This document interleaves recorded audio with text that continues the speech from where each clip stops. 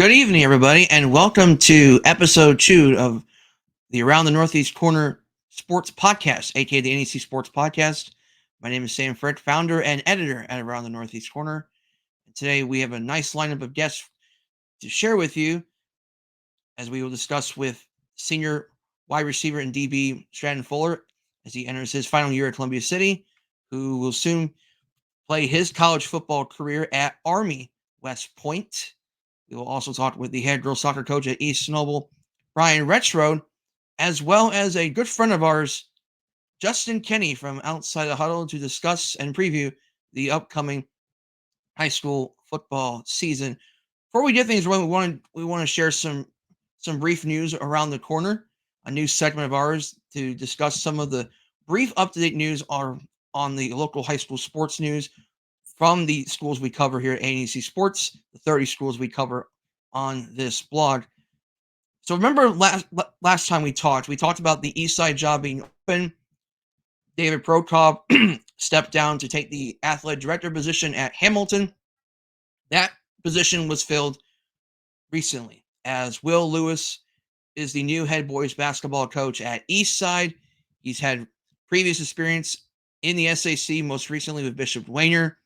He is a former college player at the University of Tennessee in Martin.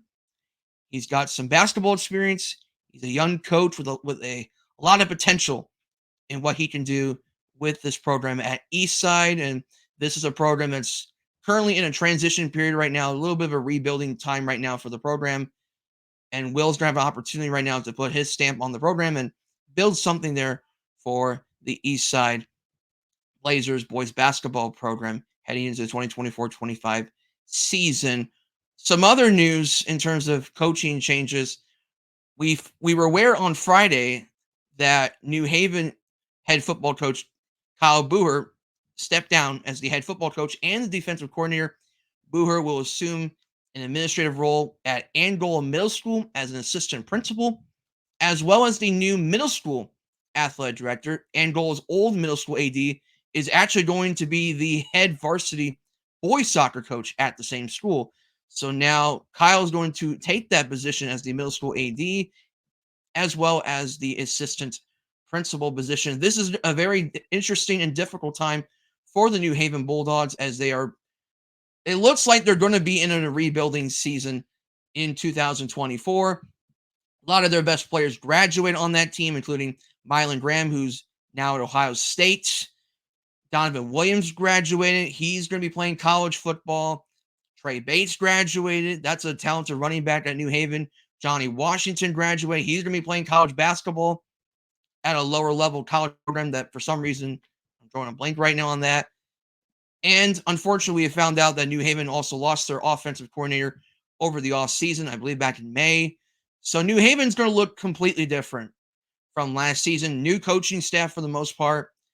Mostly a different team from last season, although I do like some of the guys coming back, including Chuck McGrant at the offensive line.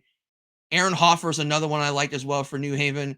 But the Bulldogs clearly lack depth right now, and their depth will be severely tested going into the 2024 season. A lot of positions need to be filled, and this is not the conference to have this type of situation right now. You got to feel for the kids in New Haven. You can just hope they can be as competitive as possible heading into this season. Also worthy of note, as we get closer to August, the first official practices of the fall sports are going to come up here in the IHSAA. And so right after this episode is posted, the first day of practice for girls golf will start on August the 2nd, and their first contest will be on August 5th. But August 5th will be the day that most of the sports will begin their first practices. Boys tennis, unified flag football, boys cross country, girls cross country, boys and girls soccer, girls volleyball, and then football will begin their first non-contact football practices. They will not begin with full contact until August 8th. So we're getting close to a new year and a new time to talk about high school sports here in 2024. And for you know, we will be discussing and talking about sports each and every week and have plenty of news to share with you. But for now, we're just anticipating a brand new year and an exciting time here in the ANEC's 7th year of coverage. So, without further ado, here's my interview with Stratton Fuller. I'm here with the senior wide receiver and defensive back at Columbia City, Stratton Fuller. And Stratton, I'm seeing you're repping your future school at Army West Point. I see Oh that. How yeah, you doing there, Stratton?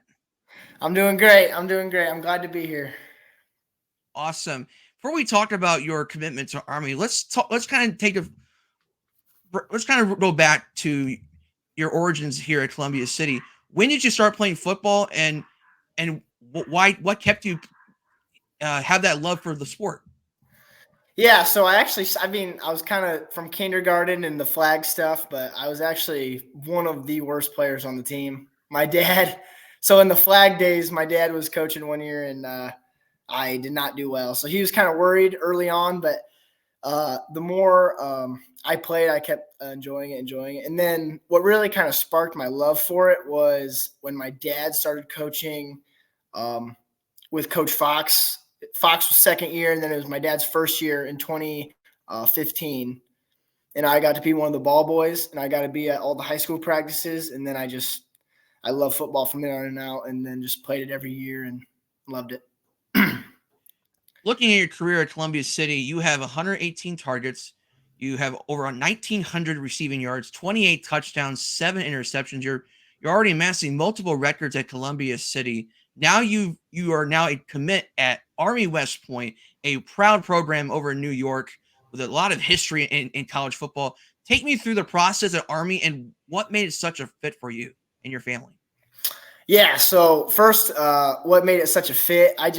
So we visited. So they offered later than most schools actually.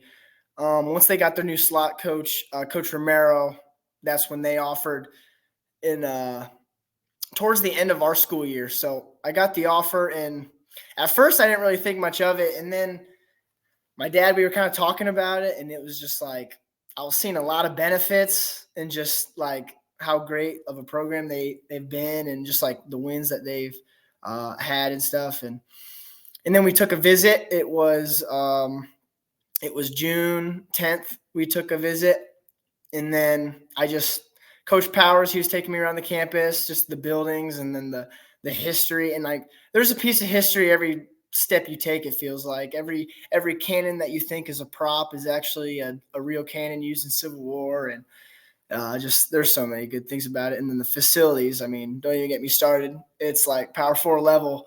I know they're in the American Athletic, but might as well facility wise, it's a Big Ten. So, and then all the coaches, they really wanted me to, which is a big part. Everyone older than me always told me that go where you're wanted. So I felt the most wanted at Army. So You yeah, felt kind of. I would assume you felt kind of intimidated just being at the campus at Army and all the history with it, all yeah, the commitment that goes into being an Army student, and all the hard work that goes beyond being a college football player. Just what made like beyond just football, talk about Army as a university and what represents you as an individual in that case. yeah. So obviously, a lot of people they first thing they think of is like you're in the front lines and you're shooting guns and fighting terrorists and all that, but that's not at all. But as a student, it's definitely more than just like a normal civilian college. But I think I've built a layer of discipline in my life that I think I'll fit in pretty well in that aspect. Um, and there's something about it. It's just it is intimidating when you get there because it's like holy moly. But I think I think my parents have done a pretty good job of preparing me for uh, what it's really going to be like, because not every day is going to be great, and the schoolwork is going to be tougher than just like a normal class and all that, or a normal school. So I think I'm ready for it though. It's also going to be nice to have conference rival teammates. That's going to be in Landon Hapner, who committed Yeah, to Army shortly after you did. So it's going to feel a little familiar at yeah, Army when you're going to have Hepner on your on your same program. So it'd be kind of yeah. nice. We've been building a pretty good friendship, I think, ever since he committed. I mean, obviously Leo and Columbia City, there's not much love there, but I mean, me and him are starting to become friends, so that's pretty cool to see. That's nice to hear. Let's actually go back to talking about your senior season at Columbia City. Last season, you got off to a 5-0 start, I believe, and then struggled towards the end with conference play and playing much tougher opponents. But you return a lot of pieces back. Obviously, yourself, Grayson Bradbury comes back, who is a Butler commit for baseball. You Mm-hmm. bring back Sam Bean up front, which I think is a very nice player Yeah. on that offensive line. You got another mid-devon that's on that team. Noah graduated. Gred, I believe, is the one coming in this season as well. You do have to place James Getz in the backfield, which is kind of important because Columbia City likes to run the football. Take me through what you're seeing so far with this team and what are some things you like about what this team could do this season? Yeah, so with the few scrimmages that we have done, I've been very impressed with the pieces that you said that were gone. I'm very satisfied with the options we have this year. I think I don't want to give too much information out on the internet, but um, I'm really excited for the weapons that we've added, and I'm very excited for our offensive line. I think they've improved, and I think they've gotten a lot stronger, and I think they've gotten bigger and faster. I'm very happy with how they've progressed. The experience also plays a factor as well. Talk Yes. about the team itself beyond football, with Coach Fox being there as long as he's been there with Columbia City. Talk about the camaraderie with this team. Yeah, it's really helped that he's been here. I think this is his 11th season, Yes. I think. Yeah. And I mean, because my class, I mean, he's been here ever since we've been playing football. So we've always gotten to know him because he's been coming to our middle school games and even some of our like fifth grade and JFL games and stuff. So he's kind of been, I mean, he's been a staple in the program for as long as he has. So we've gotten to really know him and get comfortable around him and ask him questions. Like if we don't understand something, I feel like we do a good job of asking it and trying to understand the offense without getting like intimidated by him or anything. And the team as well, I think even with the junior class, our seniors we mesh really well with them, and even some of the sophomores that will be playing varsity this year. We really get along. There's just a lot of team bonding like activities that we do, and I'm just really looking forward to playing with them this season. And then, you hang out with them after practices and stuff too. So it's fun.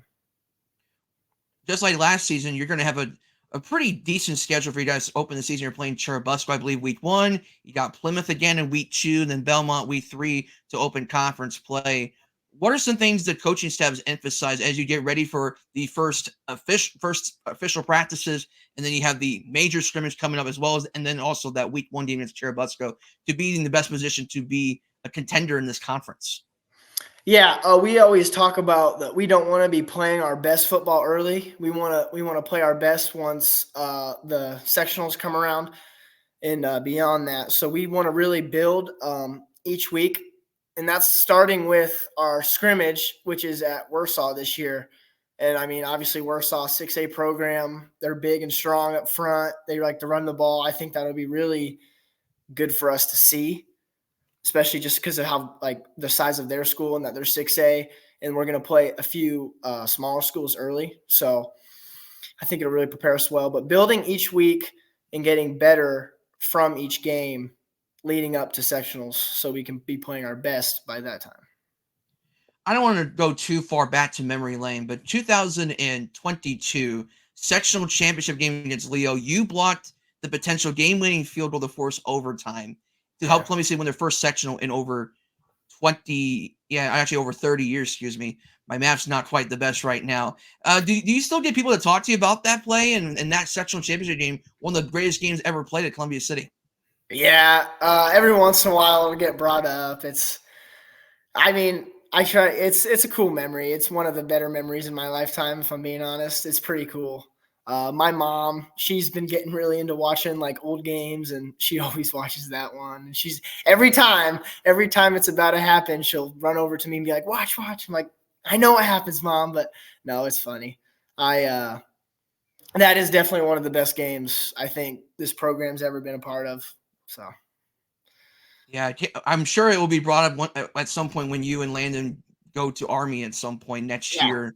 I'm sure there'll be some good smack talk there with Oh yeah. Landon as well. Yeah. I should ask this real quick. Which one's the better memory? The block field goal or the crazy shots against Carroll in basketball that got to Sports Center?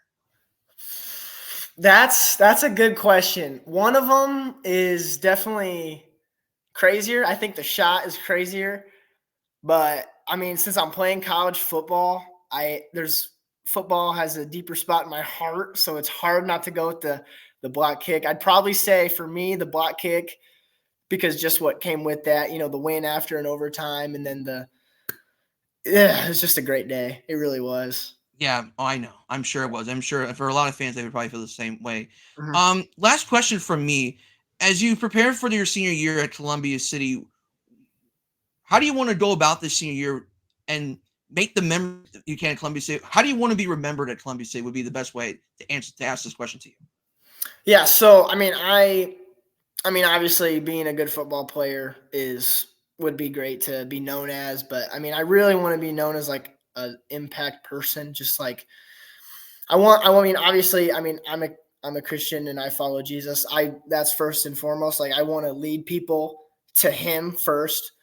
Some of my teammates and stuff, the younger guys as well. So I mean, within the locker room and with the team, definitely that, and within my friends at school, that's definitely big. And then like football wise, I want this year to be one of the best Columbia City teams ever. I think we have that capability, and I just hope that we live up to it because I think we can go far, and I want to make it fun as well. The year that we won sectionals was a really fun year, and it took a lot of hard work, which is what we're doing now. And I want it to be a fun year because winning is fun. Never. Also, thank you for sharing your religious beliefs as well. Yeah. As I'm a devout Christian myself, so I understand where you're coming from there. Mm-hmm. Stratton, final thoughts before we let you go on this Sunday evening. Thanks for having me on first. It's pretty cool. I appreciate that. And I got to give a Go Army, beat Navy. Got the shirt on. And I'm not sure. Thank you. I just thank you for having me on. I guess that's all I got. Yeah. And by the way, real quick, would you be going to the Army Navy game at some point? I Is that want gonna be? to.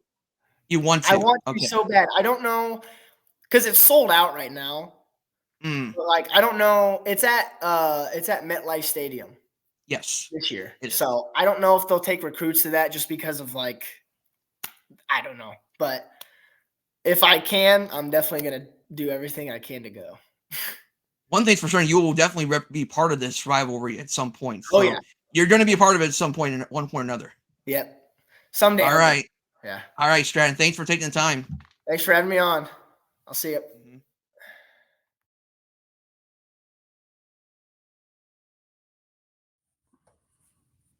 I'm here with the head girls soccer coach at East Noble High School, Brian Rexroad. Brian, how are we doing here? Oh, I'm doing fantastic. Thanks for having me on the show, buddy. Yeah, no problem.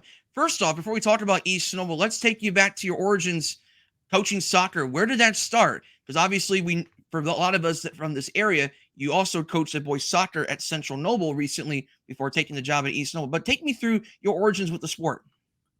Well, let's see. At my age right now, I'm looking at I'm right around 40 years of either playing or coaching soccer.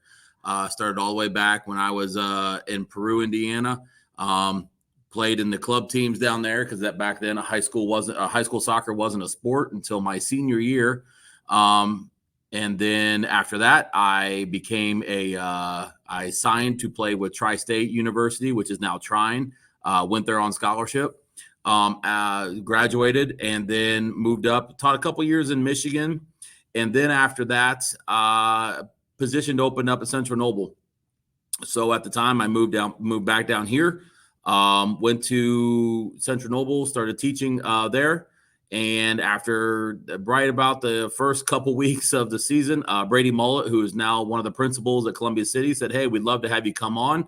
So I was an assistant there for a couple years, and then with he and Jay Hayes. And then after Brady moved on to Columbia City, I became the head coach there. And I think I coached there as a head coach for 11 years.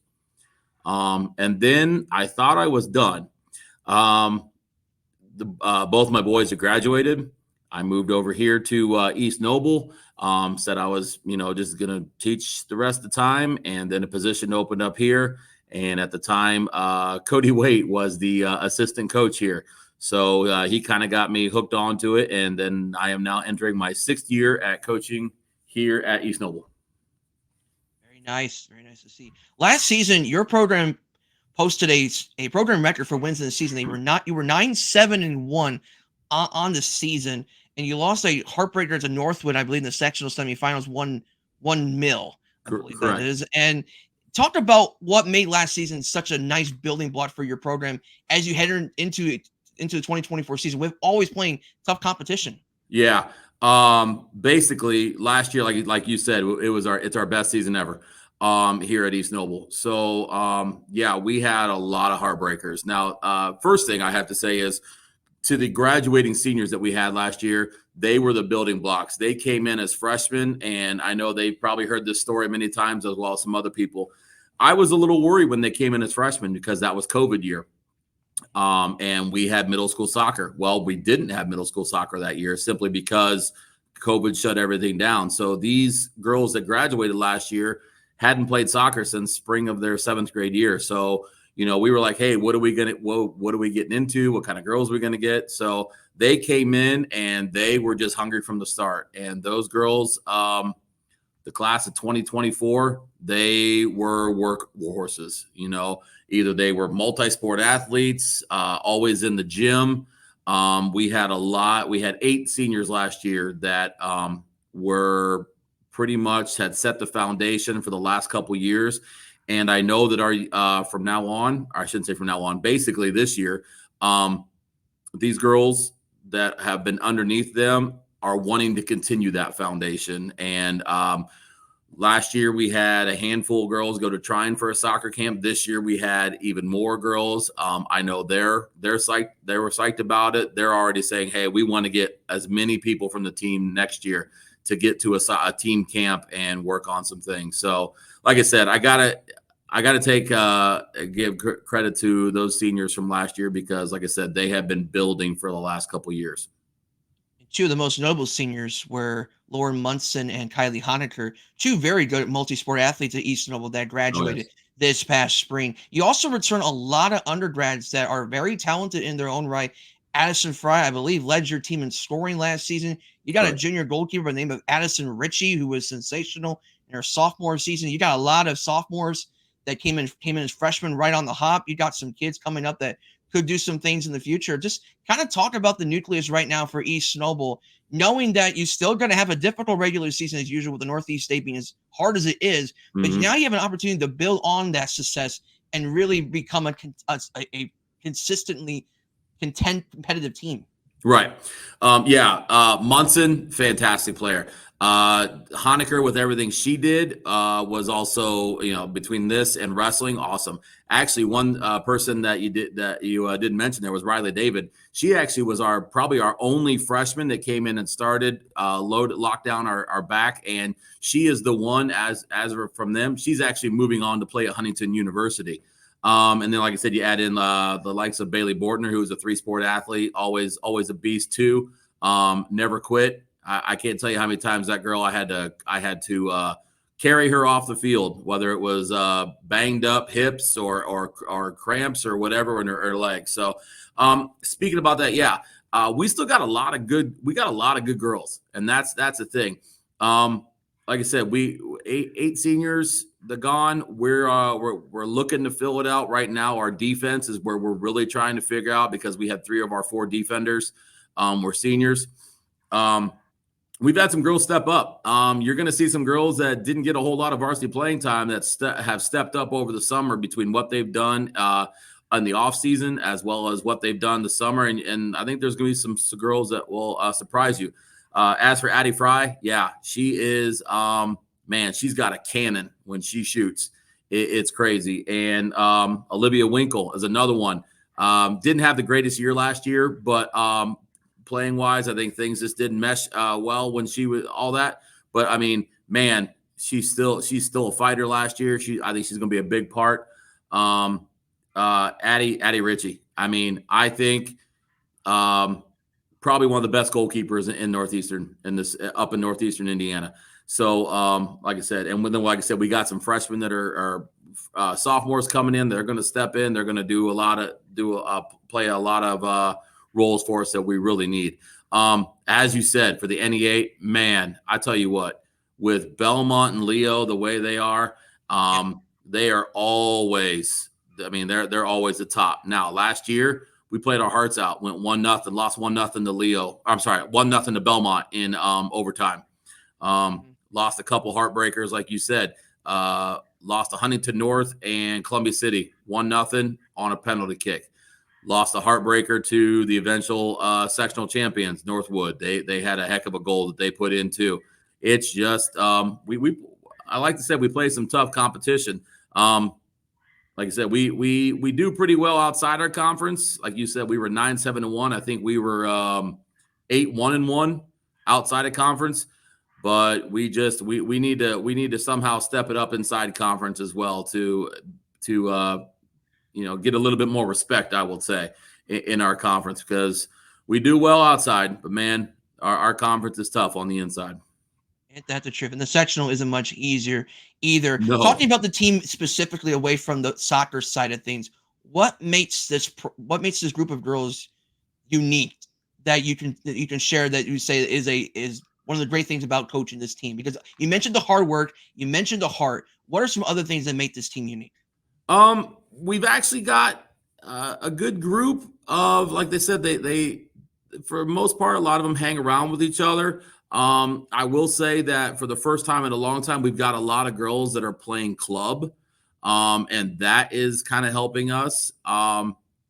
Because I usually, especially in this area, you get 1 or 2 girls, maybe a couple more playing club. But I think I counted this year, we had 6, 7, 8 girls playing club. So they're keeping a ball on their foot all year long. And like I said, that is one thing that you have to do in this sport. And it's tough. I mean, you got your multi-sport athletes, and things on the outside. We got a couple kids that are in band. I mean, it's just tough to do that. But the one thing I will say is really special so far that I've seen is that these girls stay extremely positive. And, and that's one thing that we've had to endure in the past, because, there's a lot of times, like I said, last year, we ever started 3-0. Now, one reason because in the years past, before I started coaching, they always start off with Homestead. So to start your season off playing Homestead, you got to stay positive, because you're running into a freight train right away. So, but yeah, one thing, like I said, these girls are always always stay positive, always wanting to learn more. What can we do better? I can't tell you how many times, a student or a player will, hey, what can I do better? Well, let's go home and let's look at the Huddle first and let's see what we're seeing, because, I'm watching a lot of things going on out there. I even know in the Trine camp, when we got done, there were a couple of the players that were walking up to the college coaches. Hey, what did you see and what can I do better? So the fact that they're wanting to improve every single day, that's got to be just kudos on their end. Yeah, obviously you want to keep that positivity heading into the season because of the diverse competition you're facing. Yes, Coach, as you build on this momentum from last season, what are some things you're hoping your team to continue to do well, and then maybe some of the things you're excited about this year's team, and maybe some things you want to continue to work on? We're hoping to continue, like I said, start off with a bang and kind of get some of those jitters out right away. Like I said, some of these players they're my students too. Some of these players, like I said, some of them didn't see the field a whole lot last year, but because the way they've been playing, they're going to see a lot more this year. Like I said, we're just going to keep building off that success, and hopefully, how that success felt well, and keep continuing that. I'm excited because I know we've got some scores that we have up there, and as long as we can keep them meshing together, working together, and keep building off each other, keeping each other up. We've got some people that I think are going to surprise some people. Now that I said that, who knows? But I mean, are they going to be surprised now that I've said that? Other coaches are watching. And like I said, defensively, we've got to. That's where we're going to. I don't want to say we're going to struggle because we still got some defenders, but we've got some players in different positions now. Some people that were outside that are probably going to be inside, and that. Intel will be some different things they have to do. And like I said, we got to make sure that we can. One thing that I really want to work on is we're known for, if we're in the defense, we just want to kick the ball forward. And we've been kind of focused on how can we work that ball forward? How can we link up between the midfield? Because no forward wants to run 20 or 30, 40-yard sprints trying to run down a ball every single time. Let's see if we can work that ball up and keep things going, keep the flow of the game going for us. In other words, simplifying the mechanics with the passing. Oh, definitely. I can't tell you how many times we said, hey, where's the easy pass? Let's make the easy pass. And, yes, if ESPN was here, that was a beautiful pass. Maybe it comes on the top 10 highlights, but they're not here. So let's make that easy pass and let's keep that ball going. Final question, and this is going to be more about just the sport of soccer as a whole. Soccer has grown a lot in the last 20 years, and now we're seeing some news about Indianapolis getting an MLS team in the future. Can you speak on behalf of the growth of soccer locally here in Noble County in the northeast corner area that you've seen a lot of growth in terms of the promotion and the appreciation for the sport of soccer globally?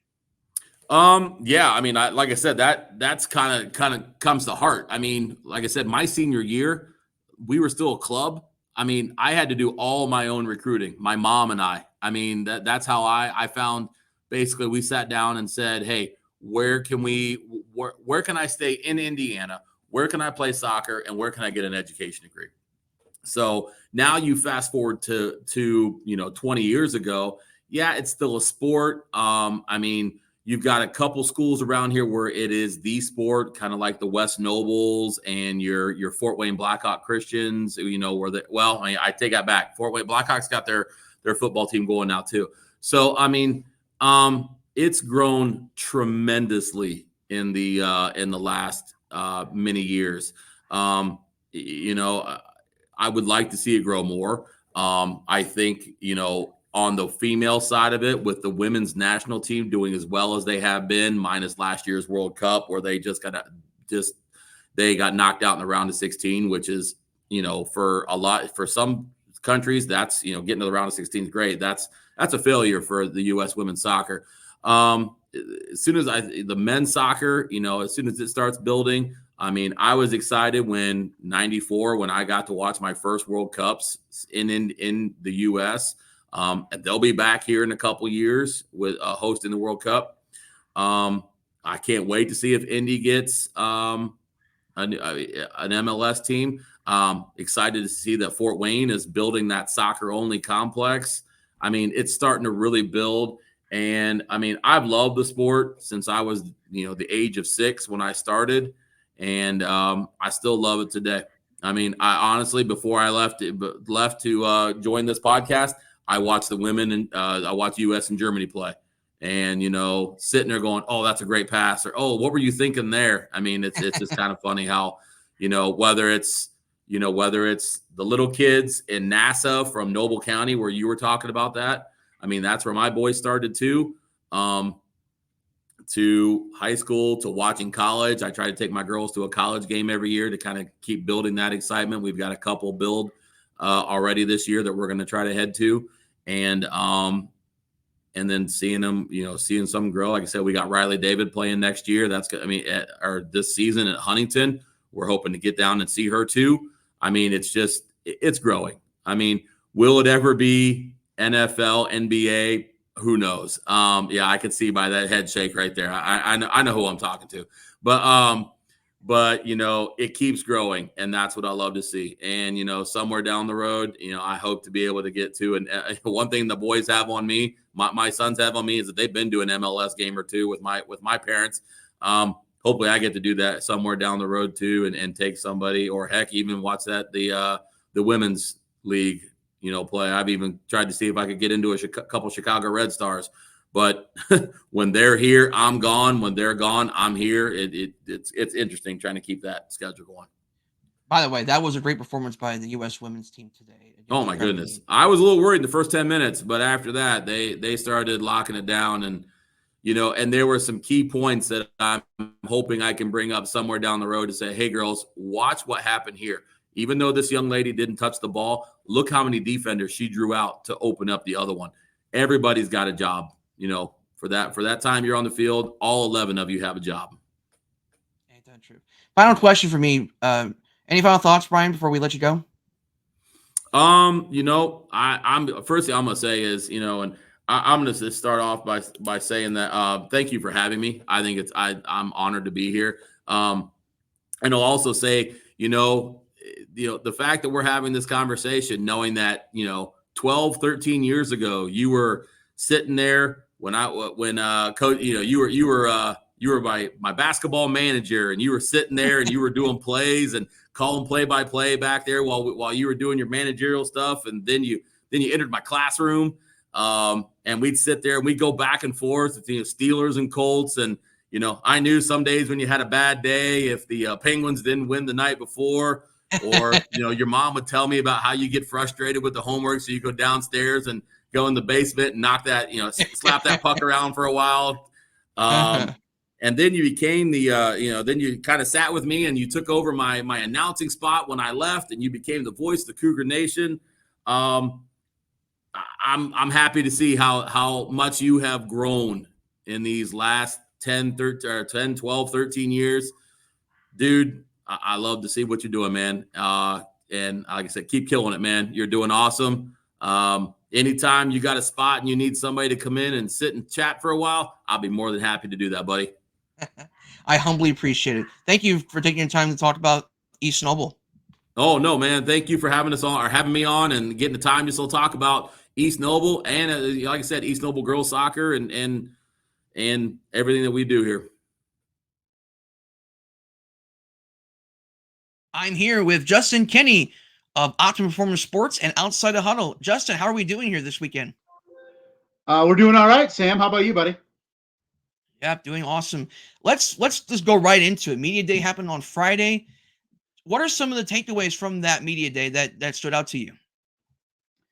Well, it's always the time for optimism for everybody, right? You ask every coach how the offseason went, how the summer workouts have gone, and everybody says phenomenal, great. Everybody has the expectations to exceed last year's result, or at least match it in the case of Bishop Luers and the Snyder Panthers. But it's just it's that time of year where everybody's glad to kind of officially get started. You have all this stuff going on in the off season. You have spring workout, summer, but now that we're less than 3 weeks away from scrimmages, it's really important. So you have kind of a non-mandatory moratorium coming up this week, where 95% of programs have shut down for a final week before school starts. And then we really ramp it up for the final 2 weeks before we get into scrimmages and then the regular season getting started. So it's a real positive time, really exciting time for every program, because they think, Sam, as you know, this time of year, it's all about, okay, this is going to be a better or equal season to last year. You always say the first 2 weeks are overreaction season. I think that's what we're seeing right now with a lot of these programs right now is we're banking too high, we're banking too low in some of these programs, and we're just kind of waiting to see what's going to happen. And it's so difficult to really predict. People ask me, oh, what's the team this year in this conference, in this league? And it's so difficult because we're not there day to day and seeing these kids and all that. Everybody has that optimism, like I said, and you can point to the who's who. Okay, Snyder will be there. Carroll will be there. You look at the other leagues and you say, okay, is Leo and East Noble in the NE8? Of course, everybody's still chasing Adams Central. You get into the NECC and you're saying, could Garrett be that team this year? On paper, they look really, really stout. So it's all about trying to identify who can be good and will be good. But, man, you really just don't know until we start playing games for real in late August.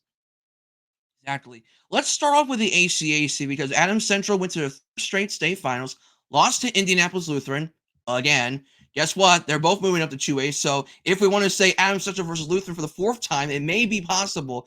On paper, when you look at the ACAC, it kind of feels like Adams Central versus everybody else, despite the fact it's a different team from last year. And there's been people stocking on Jamison Roach being the breakdown player in Northeast Indiana. Justin, when you look at the ACAC, is it still that Adams Central versus everybody else? And who could be that one team that maybe could cut into that gap, maybe just a little bit? Well, until proven otherwise, it's Adams Central atop the league, right? And Jamison Roach has all this hype around him that we don't often see in the ACAC. We have plenty of sophomores over the years come into the SAC and say this could be a breakout player and highly touted, but we rarely see this kind of energy and excitement around a sophomore in the ACAC. Jamison Roach got some playing time, particularly on special teams last year as a true freshman for Adams Central. He'll be a two-way guy, three-way guy for Adams Central this year. The expectation is that they'll be a little bit more aggressive in the passing game because of Roach's talents. But there's also plenty of talent coming back around him. You have Zack Leighty's back. You have Max Carr, who led them in tackles last year as a junior. He is back. And so it's just reload. I mean, you have Cam Fravel, who's going to be one of the maybe breakout players in the trenches in the ACAC in the region this year. So it's very much a machine in Monroe where you graduate guys and you have another group stepping up. Can they be as dominant as the groups we've seen in the most recent years, last 3 years? We'll see. In terms of the teams that can challenge him, you looked at Heritage last year as maybe that second best team in the ACAC. Eli Tagulis moves back to quarterback, his natural position, with Kobe Meyer graduating. You have new coach Jeremy Hollinger stepping into that role, but he's been a longtime assistant at Heritage, so you don't expect much drop off there in terms of knowing the players and continuity there. It's an 18-19 man senior class for Heritage, so it's a deep group. And so you think, okay, could they be good? You look at Charlie Riddle and just how dominant, maybe a lot of people don't know his name, but a dominant offensive lineman for Heritage.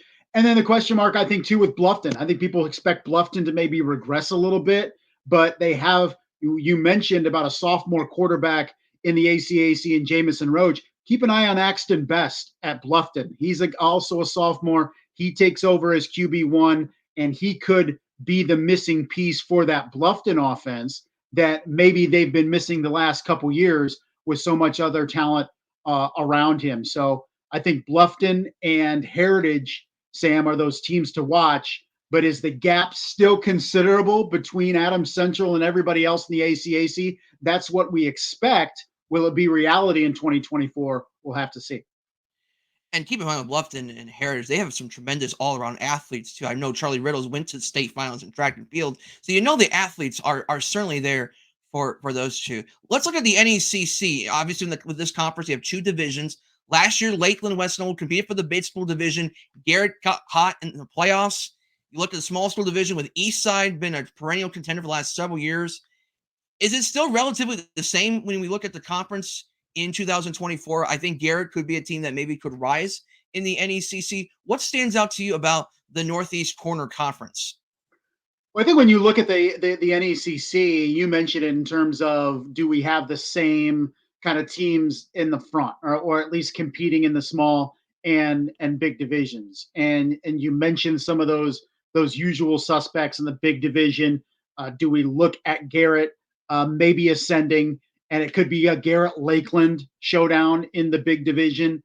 There's question marks with West Noble. Can they make the move? West Noble seems to go cyclical, right? They have a season, then they kind of regress, and then they have a season, then they regress. I think there's a lot of positivity around Garrett. And then in the small division, I think you look at Eastside as that team. It's difficult for me to see anybody else, maybe a Central Noble, but I look at Prairie Heights. I just don't see it. Fremont, I think, could be a little bit better.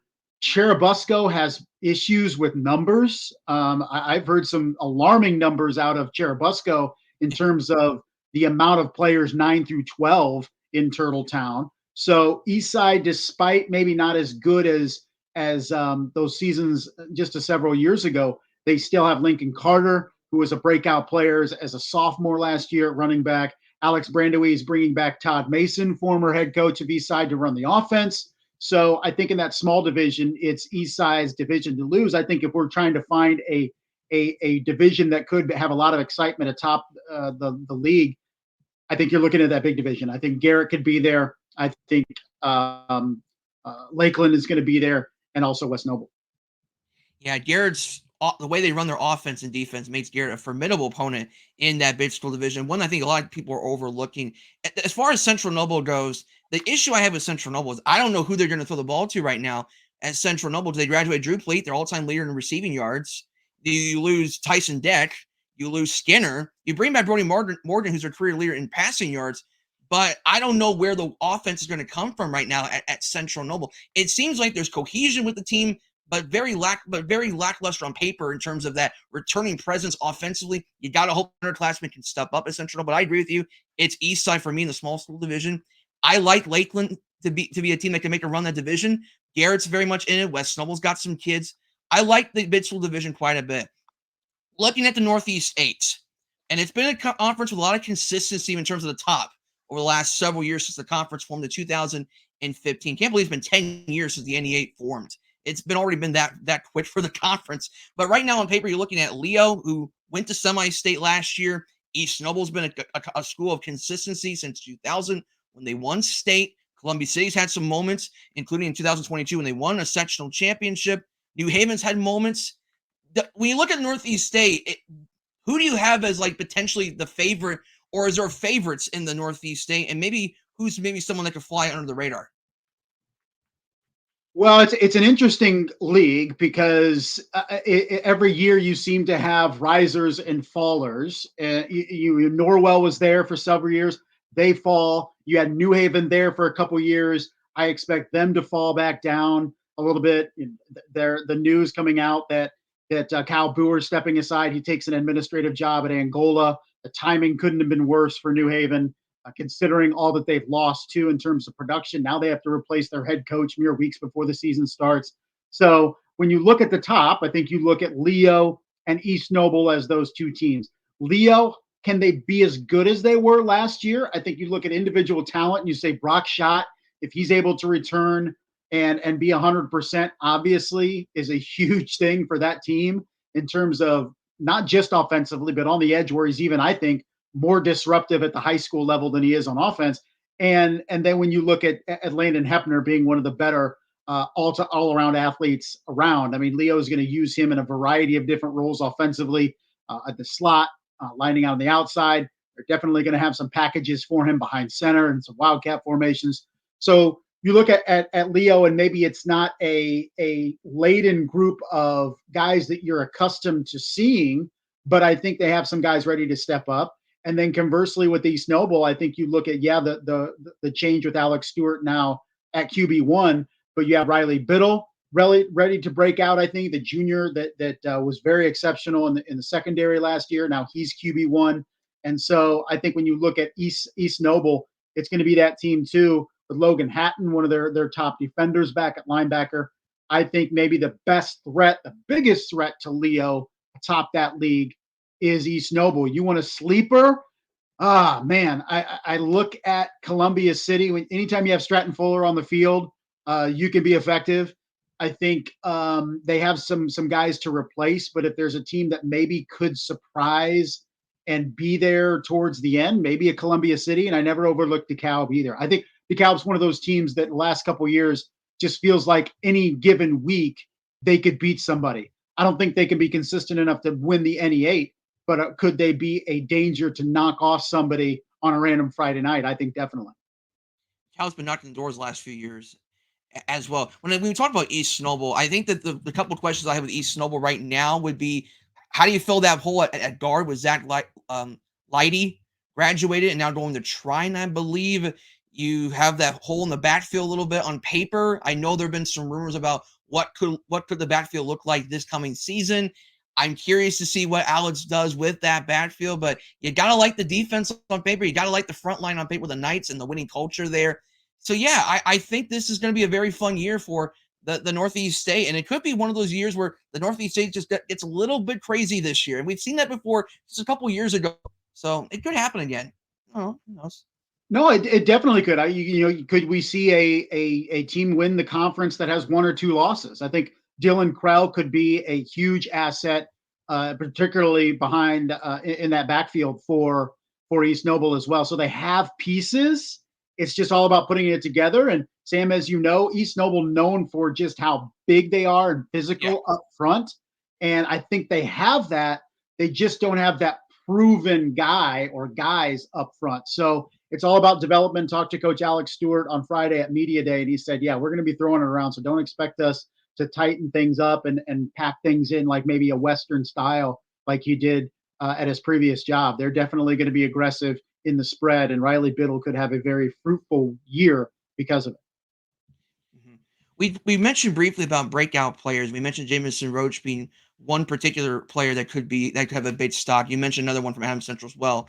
Who are some others, at least in Fort Wayne area, that could have a breakout year in 2024 in your eyes?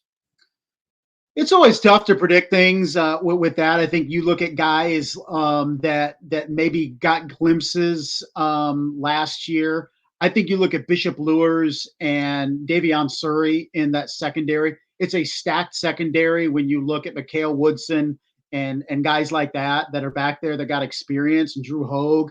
And I think you look, or D Hogue, excuse me, but you look at Surrey as a junior, and I think he could be a guy, showed flashes in the return game and the receiver game, and as a defensive back last year, he could break out. I think Caleb Kiengly at Northside as a sophomore running back could really break out. He was kind of the guy that was a freak, a man amongst boys at the middle school level a couple of years ago. And I think there's some players elsewhere at Homestead. They have a receiver as a sophomore that could break out, Tisdale. And so those are kind of the guys that I'm watching. I think Kayan Arroyo at Lakeland too. He had a great season last year, but not a lot of people really recognized him as a sophomore at Lakeland. And I think he could have a bust out season. And I think a former Lakeland Laker and Sean Conley, now at Snyder, who was ultra successful with Lakeland last year, now running behind that stout and big offensive front at Snyder and being in the SAC, I think more and more people are going to recognize him because of where he's playing with the Panthers. And when Sean Conley has the ball in his hand, he takes off. He's got electric speed that you usually don't see that very often with that type of player. So he could be a guy that could really get some noise with Snyder this coming season. In terms of headlines for this season, what is one headline that you are looking for going into this season? Oh, it's a great question, because the more things change, the more they stay the same sometimes in this area.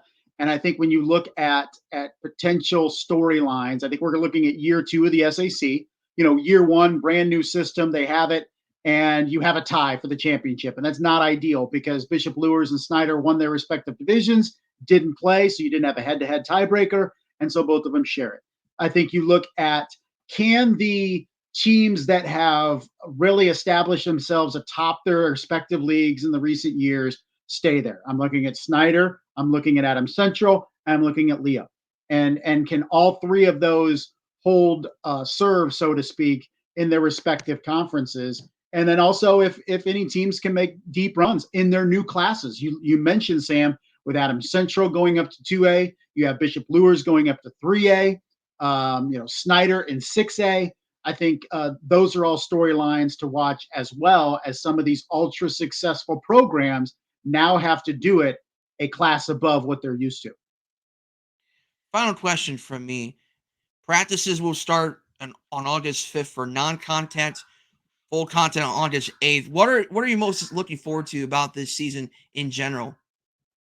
Well, I think we're kind of in a place where we're waiting for that next crop of stars to emerge. We've been really blessed, Sam, in this area, particularly the Allen County area, with players that have went D1 level. I mean, it wasn't even 10 years ago where we were lucky to get 1 or 2 players a year throughout Northeast Indiana going D1. Now we're routinely getting 6, 7, 8 a season. And I think we're really eager to see that next crop of players that's coming up in terms of who's going to catch that. I mean, there's a lot of hype around Jaquaden Guilford, the junior at Northrop that has some big offers, but we really haven't seen that on Friday nights.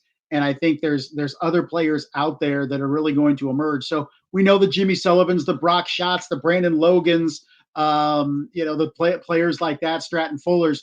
Who's the next group? This senior class is loaded. Who's going to be in that junior and sophomore classes that emerge throughout the area? And that's always a fun storyline to watch as we kick off each season. Before we let you go, where can anybody follow you? Well, check us out on OutsideTheHuddle.net. We have our preview stuff that will start this week. Our top 50 player countdown, which is always a interesting debate for a lot of people on where players should be ranked. We'll also have our fan vote for the player of the year, kind of an elimination format. So make sure you head over to OutsideTheHuddle.net. Also, this week in the next couple of days, a look back at the 2004 Snyder Panthers. And Sam, when we talk about best teams, regardless of what sport, regardless of what level, we always talk about winning a championship. That's where it starts.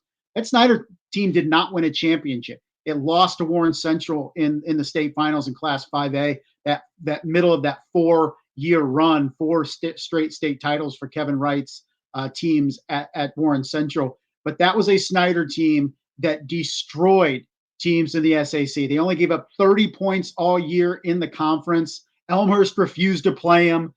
It was just a storied program. I mean, a team. It was arguably the most dominant team in the SAC of all time, and it didn't win a state title. So that's why some people gloss over it. So we'll have a retrospective look at that squad 20 years ago this year, the 2004 Snyder Panthers. So expect that in the next couple of days. OutsideTheHuddle.net is where you can find all of our content.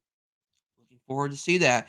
Justin, thank you for taking the time to talk about the Fort Wayne area, and let's have a great football season. Let's do it, Sam. Anytime, buddy.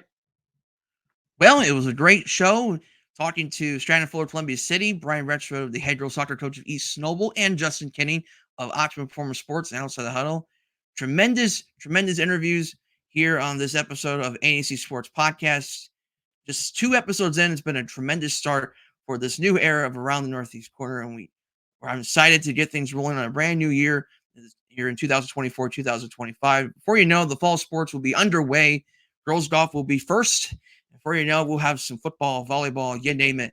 And we look forward, or at least I look forward to bringing in more guests here and pick their brains a little bit and talk a little bit about their teams, about their individual performances, and all different things going on. So that's going to do it for episode 2 on the ANEC Sports Podcast. Tune in next week. We'll have a brand new set of guests and getting closer and closer to the opening of the 2024 high school fall season. Thank you. If you've seen this video, hit that subscribe button, like this video, let YouTube know that ANEC Sports is a priority for you as a fan and is the destination for local high school sports coverage. Until next time, so long.